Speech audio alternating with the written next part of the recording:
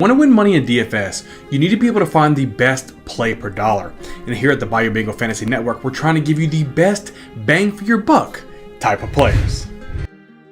The first player we want to target is someone who has been showing that he belongs in the fantasy football quarterback position in Brock Purdy at 5,600. The Bengals are giving up the 20th most DK points to opposing quarterbacks. With Purdy scoring over 21 points in several games this season, he looks like a solid option to put into your lineup if you're looking to punt at the quarterback position.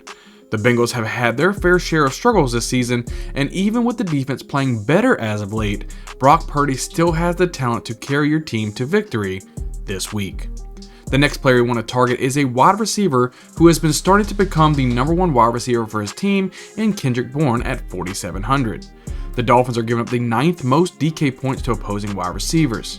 With all of the injuries to the wide receivers on the Patriots, Bourne has taken advantage.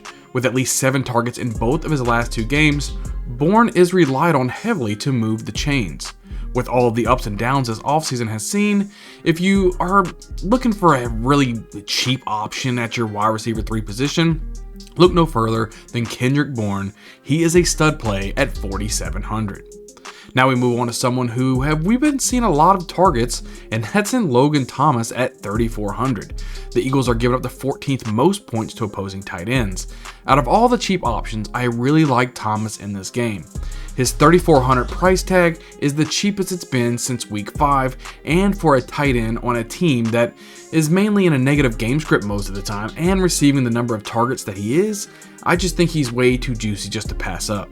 Spin down on the tight end position this week and get some of these stud wide receivers in your lineup. Lock in Logan Thomas for week 8. Next, we are looking at a running back who has been struggling as of late in Dameon Pierce at 5,300. The Panthers are giving up the 2nd most DK points to opposing running backs. So, I get it. Y'all look at me sideways for this recommendation, but just hear me out. Pierce is still the #1 running back for his team. Devin Singletary did look better than Pierce last week, and I get that, but at the end of the day, the Saints defense isn't a defense that you just smash in the mouth with the running the football. It fits more of that scat back type of role that Singletary plays. The previous 2 weeks, Pierce had at least 20 carries in each of those games. Lock in on Pierce this week against the Panthers defense, who seems to be playing without a front 7 sometimes. I see another 20+ carry game from Pierce. I'm just saying, don't give up on Pierce just yet. Lastly, let's talk about a consistent wide receiver who continues to dominate in George Pickens at 5,600. The Jaguars are giving up the 10th most DK points to opposing wide receivers. I finally get a chance to talk about this guy. Even with Deontay Johnson coming back into this offense, it seems to only help the situation for Pickens. He had 6 or more targets in every game this year, and someone who is just extremely exciting to watch. At any given moment, Pickens can bust out a big play.